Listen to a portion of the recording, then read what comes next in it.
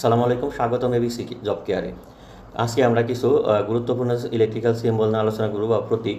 এগুলো বিভিন্ন চাকরির পরীক্ষায় এসে থাকে, যেমন ভালভের প্রতীক যদি দেখতে বলে বা সিম্বল কি ভালভ বোঝানোর জন্য এই প্রতীক থাকলে এটি যদি থাকে কোথায় সিম্বল, মানে ড্রয়িংয়ের ক্ষেত্রে এগুলো বেশি কাজে লাগে। তো এটা থাকলে বুঝতে হবে যে এটা ভালভের একটি সিগন্যাল বা এখানে একটি ভালভ বসবে। ঠিক আছে, যে চাকরির পরীক্ষা আসে যে ভালভের একটি সিম্বল দেখাও। সেল, এটা হলো ব্যাটারি। সুইচের সিম্বল চাইলে এরকম দিতে হবে। টু ওয়ে সুইচ থাকলে সিম্বলটা এরকম হবে। বাজার্স থাকলে এরকম, রেজিস্টর থাকলে এরকম।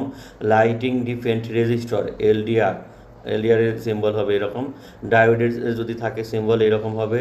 ইলেকট্রোম্যাগনেট থাকলে এরকম সিম্বল হবে। মিটারে থাকলে এ দিয়ে একটি গোল চিহ্ন। ইন্ডাক্টর থাকলে একটি গোল বৃত্ত দিয়ে দুদিকে টান দিয়ে মাঝখানে cross. Battery with two cell, দুই সেলের ব্যাটারি থাকলে এরকম চিহ্ন। তারপরে হলো push switch, fuse, motor, variable resistor, thermistor. তারপরে হলো এখানে লাইট ইমিটিং ডায়োড এলইডি। তারপরে আছে ভোল্ট মিটার।